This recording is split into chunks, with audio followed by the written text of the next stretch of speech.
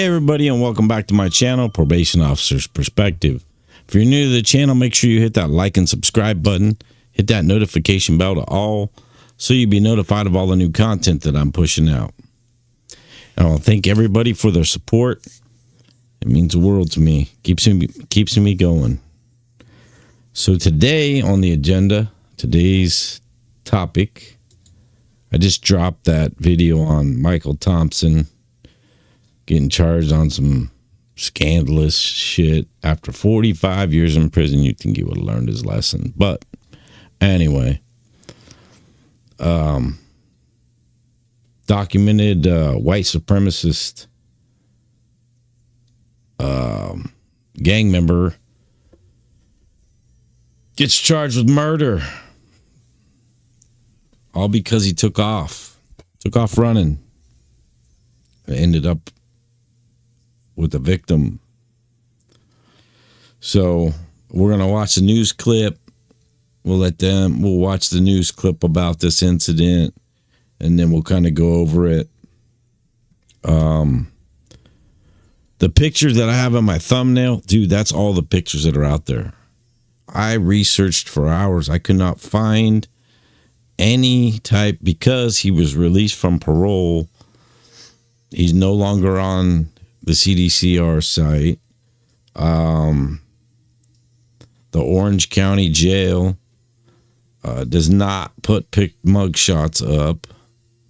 None of the news outlets show a picture of him, which it's really weird how they don't, they're going to hype, have all the news media coverage, all the hype on this, but yet they don't have his face, a picture of his face, or, you know what I mean? Normally that's what the news media does. They'll be talking about somebody and then they'll have their picture. Nothing, nowhere. So I found some social media pictures. It's not the greatest pictures, but that's what I had to use with what I had. So let's watch the news clip, and then we'll talk about it a little bit, see what they have to say, and we'll go from there. And then you'll kind of get an idea of, what happened. I'm going to make myself smaller here, as usual. Oh, wrong one.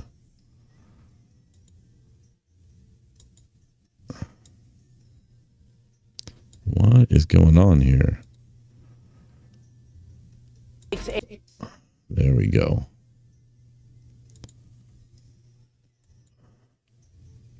Always having technical difficulties, man. I need to switch. I'm going to go over to here this time. Always try to get out of the way so you guys can get the whole video, and then I can also talk too. But yeah, I'm trying out different programs. Different software that I use, because I've been using the same. I like to use the same one. I'm real comfortable with it, but lately it just doesn't want to work right. It doesn't want to, doesn't want to do what I want it to do. Let's put it that way. Anyways, let's watch this news clip, and then we'll go from there. It's a tragic turn. An innocent person is killed. Police are trying to catch a suspect accused of setting a house fire, and Michelle Geely tells us he's now facing even more charges. Fountain Valley police say three friends in a white BMW at the intersection of Magnolia Street and Ellis Avenue were hit by the driver of a speeding truck as it was being chased by officers Monday night. The collision killed a 25-year-old woman riding in the back seat. Authorities have identified the suspect as Timothy Cole of Huntington Beach. When police saw him, he sped off in his vehicle. Police started to follow him and initiated the lights to pull him over. The suspect refused to pull over and suddenly accelerated at a high rate of speed, leaving the officers fairly far behind. Witnesses estimated the suspect reached speeds of 80 to 90 miles an hour. The pursuit began not more than a minute earlier, police say. The driver ran the red light, slamming into the car. The truck flipped. The BMW came to rest on the sidewalk. Officials say the pursuit of the suspect is connected to an arson that occurred a few hours earlier in this Fountain Valley neighborhood. Police say Timothy Cole started a fire on the porch of an acquaintance and then disappeared. Police eventually found him, but he took off as officers tried to arrest him. The 43-year-old suspect is being guarded by police at a Long Beach hospital where he's being treated for his injuries. State prison records show that Timothy Cole has served time for several crimes, including assault with a deadly weapon, robbery, and possession of a controlled substance. He was discharged from parole last year. In Fountain Valley, Michelle Geely, KCAL News. It's a tragic turn. All right, so there's the news clip, and let's make myself bigger here. I hope that didn't get. I had my mic, didn't have my mic muted, so hopefully the echo wasn't too bad. So that's a sad situation. He's being chased. He ran a red light. And killed a young woman who was here or was in California on vacation. She was a tourist. So my condolences go out to the victim's family. As always, it's a tragedy. This shouldn't have happened. But people do stupid things, and this is the result of their stupid actions. Their actions of being over something stupid. So they touched on his record, and there's a couple. I wanted to read off what the DA, the Orange County DA, is saying about this whole incident, and then I'm going to put up, and then I'm going to do another. I'm going to read off the news. So. This is from the district attorney of Orange County, but I want to, so the office of the district attorney, Orange County, California, documented white supremacist gang member with 6 prior strikes charged with murder in connection with high-speed police pursuit that killed an innocent bystander.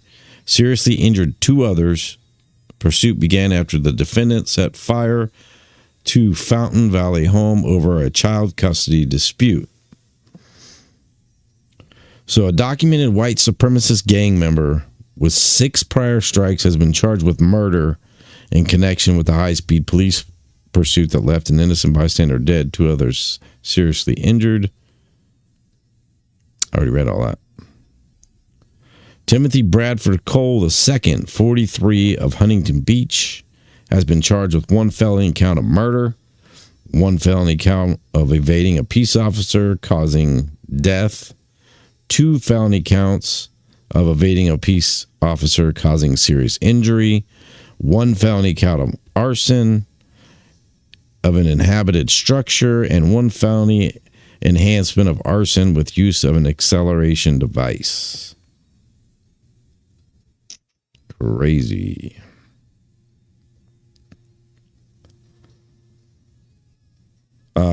He faces a maximum of sentence of 70 years to life, plus 48 years and 8 months in state prison if convicted. Cole is scheduled to be arraigned on November 20th at the Stephen K. Tumera Justice Center in Westminster in Department W12. On Monday, December 2nd, Cole is accused of using an accelerant to set a bush at the home of his sister's fiance on fire, causing the porch to be singed. An occupant of the home and a neighbor were able to put the fire out.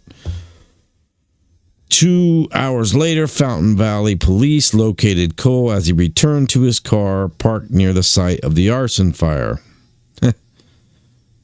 World's dumbest criminals, I think, should be on. Police attempted to conduct a traffic stop, but Cole drove off, finishing a short 1.4-mile police pursuit. Cole is accused of driving nearly 90 miles an hour when he ran a red light at an intersection of Ellis Avenue and Magnolia Street just before 11 p.m., hitting a sorry guys. Hey, can't be perfect. I'm not perfect. A BMW X3, and things are small too. And he was driving a truck, big truck, traveling southbound on Magnolia and causing Cole's vehicle to roll over. 25-year-old, and I'm not going to get this right, Hong Gog Nguyen, who was visiting from Vietnam, was riding in the backseat and was killed. The driver of the BMW suffered fractures to her spine and pelvis, and her passenger suffered a broken arm. No one could have predicted the series of events set in motion by a complete stranger would turn Miss Nguyen's American vacation into an American nightmare, said Orange County District Attorney Todd Spitzer. Words do not exist to express the utter heartbreak over the death of a young woman who found herself in the path of someone with complete disregard for human life. And we will do everything we can to get justice for Miss Nguyen and her loved ones. Deputy District Attorney Devin Campbell of the Homicide Unit is prosecuting the case. Okay. So that's that one. I wanted to go back to the news article, the news story here, where we watched the news clip. Because out of all the research that I did, they're the only ones that really break down, and they did it in the news clip, the news video, whatever you want to call it, the charges he's had before. And being that he just got released from parole last year. He did have a parole violation, did some county time, but he was released. So let's get to that. So we're basically going to go over, I wanted to do the DA's account of it just to see what they had to say. But so, I mean, we really don't have to get into, well, I'll read it. A pursuit suspect from Orange County will now face a possible life sentence after allegedly killed an innocent tourist during the high-speed chase on Monday. The OC District Attorney's Office charged Timothy Bradford Cole II, 43 years old, with one count of murder. Okay, we don't need to get into all that because I've already went over that. And I don't want to keep reiterating that and what he's looking forward to. But the fact that he's been in and out of prison, he's a documented white supremacist gang member. If you've been in prison, there's a very good chance you've run across this guy before, because he just got out. Well, I don't know when he got out on parole, but he's had a lengthy history, and that's why I wanted to keep reading on this one, because it kind of breaks it down. This is all stuff we already went over. So here we go. Court records show that Cole has a criminal record dating back to 2003. This year, he pled guilty to a handful of misdemeanors and one felony possession of a controlled substance. He pleaded guilty to a case from 2005 for assault with a deadly weapon with an enhancement of inflicting great bodily injury and criminal threats in 2007. The same year, he pleaded to 2 counts of dissuading witness by force and solicitation to commit a crime, all 3 of which had an enhancement for criminal street gang activity. Again, in 2007, Cole pleaded guilty to another count of solicitation to commit a crime, a count of conspiring to commit a crime, and 2 counts of participating in a criminal street gang activity. He also admitted to 2 enhancements of criminal street gang activity. In 2023, he violated his parole and was sentenced to 135 days in jail. After he got out, which, like I said, and they said that his parole was terminated, so he got violated. He did 135 days, and then he was off parole last year. After he got out, prosecutors charged him with a misdemeanor that was eventually dismissed on September 5th, 2024 this year. So, let me see here. That's his history. So his history of prison starts back in 2003. So from 2003 to, let's see if it even says here. It doesn't really say. It just says he violated his parole in 2023. If he got out in 2023, 2022, whatever. He's been in the system, CDCR, for a minute. So you might know who this is if you've been locked up in the CDCR from 2003 till now. You may run across this guy. You might know who he is.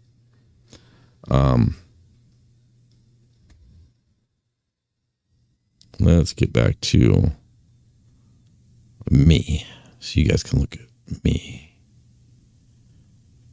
All right, hold on a second. There we go. Bingo. All right, let me see if I can get some. I'm going to post those pictures I had. See if I got those here somewhere. I'm pretty sure I do. Like I said, it was very, very hard to come across these pictures. And there's one right there.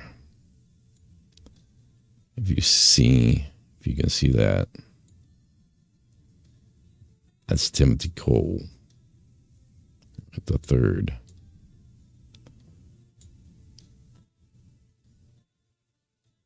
Just let you look at that for a minute.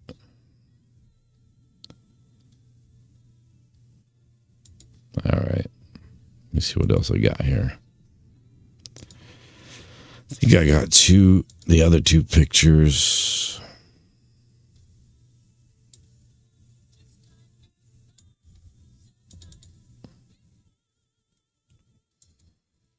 Yeah, there's another one.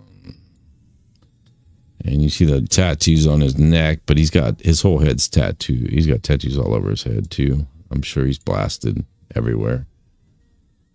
But it just kind of gives you an idea who he is. Because again, I don't understand, like any other time something like this tragic happens, they're going to have his mugshot. I don't care if he's bashed up, whatever. You already know that. Mugshots, they don't care. If you're lumped up, you got black eyes. You know what I mean? It doesn't matter. They put that out there, but they didn't put no pictures anywhere of him. So I had to do some research just to get these pictures here, and they're not the best pictures, for showing him like completely like a. I mean, the one shows his whole face. The first one I showed you, but it doesn't show. And here's another one. Get rid of that one there. And make him smaller because he looks way bigger than me. And that's the last picture I have of him. So, yeah, that's the suspect that committed these crimes. I always like to do that. Like I said, I don't like doing stories. I mean, I have done some stories, covered stories, but I don't like covering stories, man, when they don't have pictures of the suspect or victim. And I come across a lot of stories that I don't do. A lot of stories I don't do. Leave it down in the comments if you guys want me to do the stories anyway, even if there's no picture of the individual. And I don't want to give him too much fame and glory, but I like to see people to see who, the monster is behind a killing, the killing. Especially when I'm covering something that has to do with murder. I like to show them. I don't like to give them clout or put the spotlight on them like they're getting some notoriety, but I do like to show it, and I always like to show the victim too. And I don't have anything on that either. But leave a comment down below if you don't care if I do stories, I got tons of stories that I cover all the time. And they're good stories too, but it's just like when there's no pictures attached, and then I search and I spend hours searching for pictures and researching all this, researching pictures or any kind of more information I can get, and I come up with nothing, but I still want to get the story out to you guys. So let me know if you want me to continue to do the stories, even if I don't have a picture. I don't have a problem with that. I am going to do a live. So just to be off topic here a little bit. So the series I did on the serial killer case that I worked, I was just in that area. I mean, I had to go to, because I don't live in that city, or that city is about a half hour away from me, but I had to go there. So when I was there, it happened to be, I was right in that neighborhood that I worked. I mean, it's all tore down and they got car lots, but the bar's still standing there. One of the, the Lucky's Bar, whatever it was, is still there. It's all, windows are bashed out of the side of it.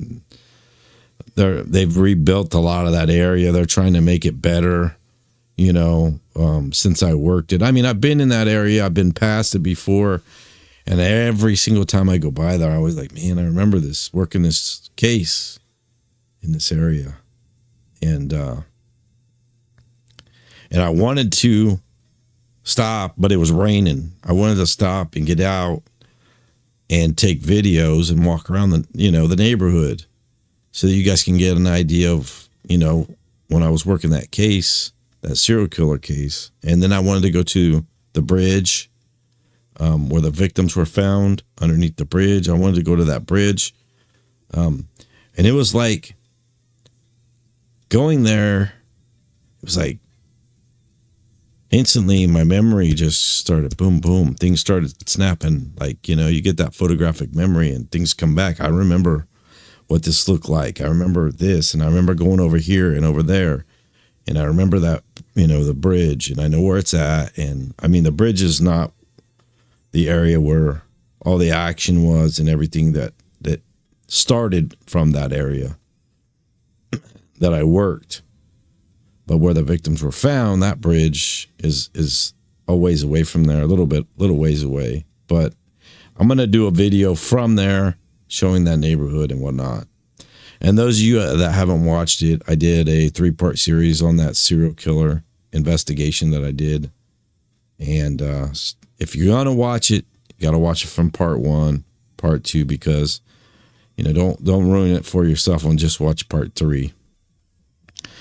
But as far as this story goes with this, and they keep talking about this white supremacist, he's got he's got enhancements, so that's why they say that, but they don't say exactly which white supremacist gang. I'm guessing he's a skin or NLR. I don't know what, they don't specify that he's just a documented and I'm sure validated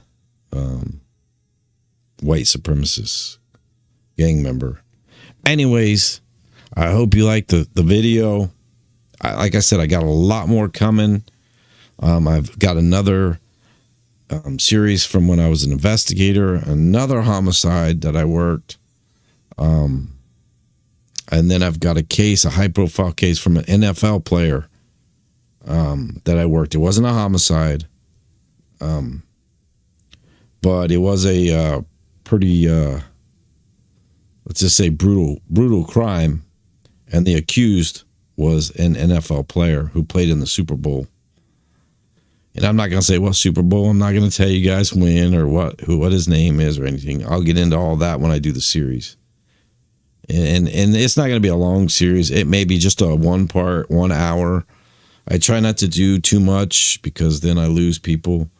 They don't stay focused on it or they zip through it, whatever. I don't get as much so it's hard to keep people's attention for that long. So on the one with the NFL player, that case I worked, I'm going to try and do that in maybe one part, but it's probably going to be two. And that way I don't have to do like, a 2-hour long documentary. If you don't mind that, I'll do a two hour. But just in the past, from my experience, every time I do that, I get very, very low views. The views, does it mean anything to me? No, it doesn't mean anything to me in an aspect of boosting my channel or making money or any of that stuff. It's just for me. I put in my heart and soul, and I'm sharing my life stories and investigations that I've done. So I put in this like little mini documentary of cases that I've worked, and it takes a lot for me to put all this together. And if I'm only going to get 30 views, 30 people watching it, you know what I mean? And it takes me days to get all my stuff together to tell that story and get it right. Because, it takes, a minute. It's not like when you work a lot of stuff and it's been some years to make it, to get it right, you got to sit there and think about. So because I don't want to give you guys any wrong information on that case. I want to make it all, everything that happened. But anyways, that's what I got for you guys. Hope you enjoyed it. I mean, it was a sad situation. That dude's he's going away for life. He's done for. All over lighting a bush on fire because he was upset over a child because his sister called CPS on him or whatever it was, and the lost custody of his kids. But you know what? People do a lot of crazy things over their kids or their family or their wives, and it's just domestic situations are the worst, and anybody that's worked in law enforcement will tell you they're the worst. They're unpredictable. You never know what's going to happen. They're the most dangerous situations as a domestic, and this was pretty much a retaliation to a domestic situation or whatever you want to call it. But yeah, it gets really touchy and some crazy things happen. Who knows what would have happened if he didn't hit that car.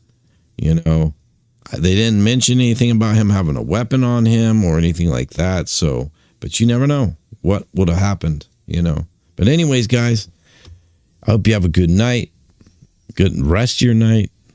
Again, thank you for stopping by. Again, if you're new to the channel, make sure you hit that like and subscribe button. Hit that notification bell to all.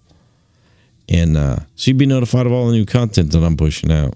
Give thumbs up, thumbs down. Leave a comment down below. All right, I'll see you guys on the next one. Peace.